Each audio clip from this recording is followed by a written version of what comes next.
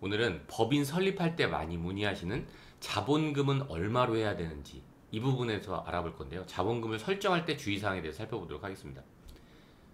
우선 법인한테 사업 미천으로 주주가 제공하는 게 자본금이에요. 이 법인을 처음에 운영하기 시작하려면 이만한 돈은 있어야 되겠다 라고 생각하는 게 이 법인 입장에선 1억이라고 한 거예요. 그 결정은 누가 하죠?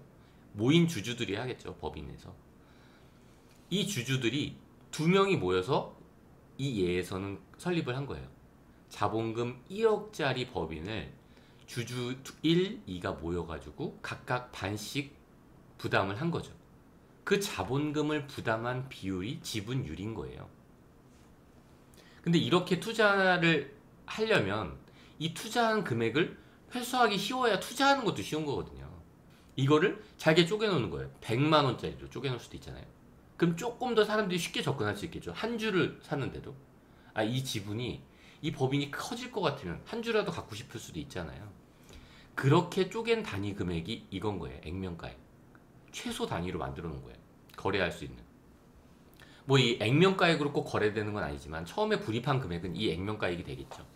그래서 이 액면가액 10만 원짜리를 1000주를 만들어 놓는 거예요. 그럼 얘는 몇 주를 갖고 있을까요? 5000주를, 아니 500주를 갖고 있겠죠. 도대체 이 법인이 시작하면서 얼마로 시작할지를 결정해 놓으면 이 액면가액 몇 단위로 쪼갤지를 결정하고 그렇게 상대적으로 결정되는 게 액면 금액인 거예요. 비상장 주식에서 사실 크게 액면가액을 작게 해둘 필요는 없겠죠. 그리고 이 법인이 이제 사업을 시작하잖아요. 결국 자본금을 가지고 이 법인은 사업을 하고 싶은 거거든요. 근데 이 법인이 처음 사업을 시작할 때 10억이란 투자금이 필요하대요. 만약 건물을 올린다고 쳐고 아니면 기계를 산다고 쳤을 때 이 10억의 자금을 조달한 다음에 이 법인이 사업을 시작할 수 있다고 한다면 법인이 10억이 다 있어야 되나요? 그런 건 아니라는 거예요. 사업 미천은 분명 필요하지만 사업 미천이 있고 기계를 사면서 이걸 담보로 잡으면 되잖아요. 이 누군가한테 담보를 주죠? 금융기관한테 담보를 줄 수 있잖아요. 내가 분명 10억이란 돈이 필요한 건 맞지만 이 기계를 사려면 내 돈도 일부 들어가고 누군가한테 돈을 빌리면 되는 거거든요. 그럼 이때 이 누군가가 누굴까요? 법인이랑은 다른 인격체한테 빌리면 되겠네요. 그게 금융기관일 수도 있겠죠. 근데 개인은 안 되나요? 법인하고 다른 인격체잖아요. 다른 사람이잖아요. 그쵸? 거기에서 빌릴 수도 있겠죠. 그러니까 이 부분을 간과하는 경우가 많아요. 금융기관에서 빌릴 수 있는 건 당연하다고 생각하는데 법인이지만 개인한테 빌릴 수 있다는 생각 충분히 할 수 있거든요. 이 부분을 꼭 염두에 둬야 된다는 거예요. 내가 10억짜리 기계를 사가지고 아주 잘 운영해요. 이 10억짜리 기계를 딱 사면 1년에 아무리 못해도 2억씩 남는 거예요. 네, 이럴 때 자본금을 얼마로 설정하는지에 따라서 내가 이 법인에 있는 돈을 쉽게 가지고 올 수 있는 게 달라지는 거예요. 내가 만약에 똑같은 기계 10억을 투자해요. 결국 10억이란 돈이 필요해서 자본금 10억을 설정할 수 있겠죠. 난 돈이 지금 10억 정도 있거든요. 근데 기계를 사면서 내 돈으로 다 살 수도 있는 거예요. 내 돈이 아니죠, 사실. 내 돈을 다 법인한테 준 다음에 내가 그 법인의 100% 주인이 됐겠죠. 그쵸? 이 상황에서 그 법인이 10억을 가지고 기계장치를 투자할 때 이 상황이랑 똑같은 상황인데 나는 법인한테 1억 원을 사업 미천으로 쓰라고 준 거예요. 자본금 1억으로. 그리고 나한테 9억이 더 있잖아요. 9억이 더 있는 건 이건 사업 미천이 아니라 내가 너한테 잠깐 사업을 위해서 빌려줄게. 9억을 법인한테. 이럴 수 있잖아요. 그렇죠? 이 법인이 가지고 가게 될 10억이란 돈은 똑같겠지만 그리고 똑같은 기계장치를 사겠지만 이건 전혀 다르다는 거예요. 둘 다 지분율은 100%예요. 지분율은 100%인데 어떤 법인은 10억을 가지고 시작하는 거고 어떤 법인은 1억을 가지고 사업 미천을 시작하는 거죠. 그럼 이 회사가 이 법인이 매년 2억을 벌었다고 칠게요. 그럼 2억을 딱 벌었을 때 어떨까요? 2억을 10억을 투자했는데 바로 1년 안에 2억이 딱 들어왔죠. 내년에도 분명히 2억은 될 것 같아요.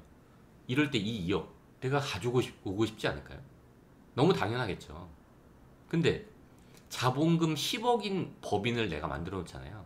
그럼 이 2억을 내가 딱 통장에서 갖고 오는 순간 이건 내가 법인한테 빌린 게 되는 거예요. 내게 아닌 거예요. 이미 줬잖아요. 아무리 주주라고 하더라도 법인 통장에 있는 걸 손을 대면 안 되는 거예요. 그 틀 안에서 손을 대야 되겠죠. 내가 대표이사라도 마찬가지예요. 이래서 횡령 배임 같은 얘기가 나오는 거예요. 근데 만약에 내가 자본금을 1억을 설정했어요. 근데 개인인 나 자신이라고 생각할 수 있겠지만 그 주주한테 9억을 빌린 거예요. 그럼 이 법인은, 이 대표이사는 엄청 능력 있는 대표이사죠. 담보도 없이 신용으로 그냥 빌려온 거잖아요. 9억을. 법인 입장에서 봤을 때요. 그렇죠? 그럼 이렇게 빌려온 사람한테 1년은 지났는데 2억을 벌었어요. 이자는 못 줄 만큼 당연히 2억은 돌려줄 수 있겠죠. 계좌이체, 법인 대표이사가 딱 계좌이체를 해줬어요. 개인 주주한테. 이 상황에서 2억을 대출해줬어요. 아니, 2억을 다시 이체해줬어요. 9억을 처음에 빌렸다가 똑같은 10억으로 시작했지만 전혀 다른 상황이라는 거예요. 법인이 오히려 이자를 줘야 되는 상황이에요. 법인이 벌어들인 걸로도 이자를 줘야 돼도 시원치 않은 상황인 거죠. 지금 이 10억으로 시작하잖아요. 이 예에서 보면 이때 지금 6년이긴 한데 5년 동안은 한 푼도 가져가면 안 되는 거예요. 만약에 가져갔다 그 전에 그럼 이자까지 줘야 돼요. 돌려서 나중에 돌려줘야 될 뿐더러 이자까지 법인한테 줘야 되는 거죠. 이때 2억을 다 가져가면 결국 가져갈 수 있는 자본금 내가 10억을 투자했다면 온전히 내가 이걸 가져갈 수 있는 금액이 이때예요. 이때도 어떻게 가져가야 될까요? 법인에서 배당하는 형태로 가져가야 되겠죠. 그냥 빼올 수는 없어요. 왜냐면 내가 빌려준 돈이 있는 게 아니잖아요. 근데 만약에 내가 9억이라면 이 돈 다 가져갈 수 있겠죠? 이때 2억, 2억 이때 다 가져갈 수 있잖아요. 이때도 1억 가져갈 수 있잖아요. 그렇죠? 이거 말고도 법인이 돈을 빌려간 기간에 대해서 늦게 나한테 돌려주잖아요. 이거에 따른 이자도 받을 수 있겠죠. 내가 이런 설정이 충분히 가능하다는 거예요. 자본금에 따라서. 그러니까 결국 이 자본금을 얼마로 설정해 놓냐에 따라서 이 법인의 빌린 돈이 9억을 설정돼 있잖아요. 이렇게 만약에 내가 시작하는 시점에 설정된 거예요. 시작하는 시점에 이렇게 자본금 10억으로 했을 때는 자본금 10억 이렇게 돼 있어요. 근데 내가 시작할 때 자본금 1억 시작 주고 9억을 더해서 기계장치를 샀다면 9억은 법인이 빌린 거잖아요. 법인 입장에서 어떻게 기록해 놓냐면 빌린 돈 9억 이렇게 기록해 놓는 거예요. 그렇죠? 1년이 딱 지났어요. 1년이 지난 시점에서 현금 통장에 있는 2억, 법인 통장에 있는 2억을 내가 갖고 왔어요. 그럼 나는 법인한테 빌려온 거죠. 대여금이 된 거예요. 내 개인 입장에서는. 법인은 나한테 빌려준 게 된 거죠. 그렇죠? 그럼 법인이 누군가한테 빌려줬어요. 다른 인격체한테 빌려줬잖아요. 그게 금융기관일 수도 있는 거고 개인일 수도 있는 거잖아요. 그럼 내가 돈을 빌려주면 아무리 관계가 대표이사라고는 하지만 당연히 별도의 인격체인데 돈을 받을 때는 이자를 받아야 되겠죠. 그게 세법상 규정하고 있는 거거든요. 무이자로 하면 안 돼요. 우리가 아들한테 돈을 빌려줘도 무이자로 하면 원래 안 되거든요. 이렇게 빌린 돈의 차이가 있기 때문에 돈을 당연히 갖고 오기가 쉽겠죠. 빌린 돈을 많이 설정해 놓으면. 그렇죠? 결국 100% 주주인 경우에는요.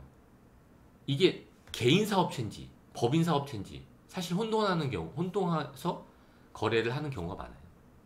내가 100% 출자해서 만든 법인이에요. 이게 누구 법인이죠? 내 법인이죠. 내가 주주잖아요. 그리고 내가 심지어 대표이사예요.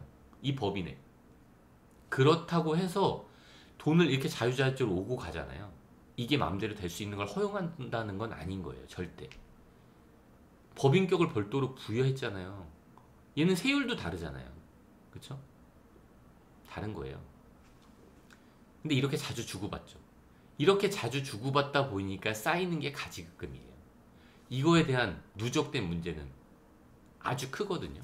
지금 법인을 처음 시작하시는 분들은 이게 얼마나 무서운 건지 잘 모르시겠지만 이게 쌓이면 처음엔 사실 티가 안 나요. 이렇게 관리를 잘 못해도.